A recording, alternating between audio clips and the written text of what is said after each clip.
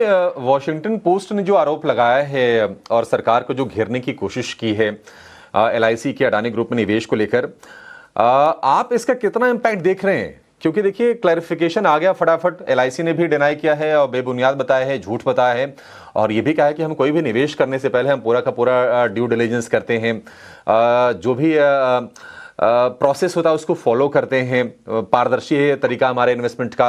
सालाना इन्वेस्टमेंट की बात करें हम 5.5 लाख करोड़ रुपए के आसपास का इन्वेस्टमेंट का डालते हैं। तो आप कैसे देख रहे हैं?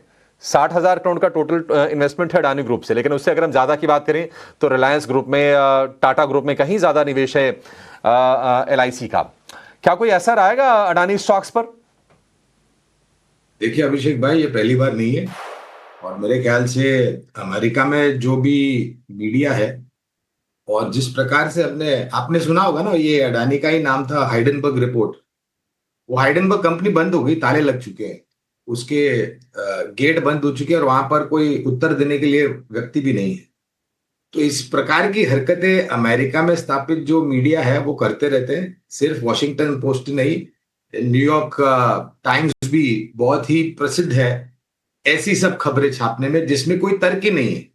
आप अगर आरोप लगाए हैं आपने, तो आप बताइए ना क्या है, आप प्रमाण दीजिए उसका। बिना प्रमाण के तो अभिषेक भाई कोई कुछ भी बोल देगा, और क्या हम इतने मूर्ख हैं कि हम उनकी बातों पर भरोसा करेंगे? आप ही मुझे प्रश्न, ये मेरा प्रश्न का आप ही उत्तर दीजिए, आप किस पर भरोसा करेंगे? तो मैं तो बिल्कुल निश्चिंत हूं इन सब खबरों से। मेरे ख्याल से हमारी सरकार, हमारे देश में स्थापित संस्थाएं और हमारे देश में स्थापित कंपनियां, मैं सक्षम और मजबूत कंपनियां की बात कर रही हूँ, इस पे कोई लांछन लगाएगा तो मैं उस पर विश्वास शून्य करूंगा।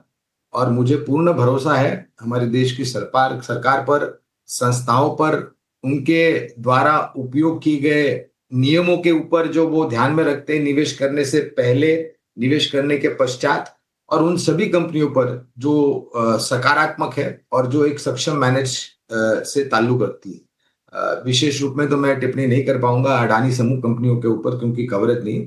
लेकिन हाँ, इतना बिल्कुल कह सकता हूं कि अडानी समूह कंपनियों में काफी सक्षम और मजबूत कंपनियां हैं। और वो जो लांछन या आरोप लगाया था हाइडेलबर्ग में, उसका भी प्रमाण पत्र हमें हमारे देश में मिल गया है। तो मैं नहीं मानता कि लोगों को इन सब बातों पर ज्यादा ध्यान देना चाहिए। तो चलिए, क्लियर कट राय और नज़रिया वहाँ पर देखते हैं किस तरीके से स्टॉक रिएक्शन देखने को मिलता है। पर आज नतीजों के दम पर एसबीआई लाइफ पर भी फोकस रहेगा, एक बार उसकी भी चर्चा कर लेते हैं क्योंकि काफ़ी स्ट्रॉन्ग नतीजे आते हुए दिखे हैं। मैनेजमेंट ने अपनी FY26 गाइडेंस को बरकरार रखा है और जहाँ पर एक बार देखें आप, HDFC लाइफ के अर्निंग्स कुछ बहुत उत्साहजनक नहीं देखे थे हमने।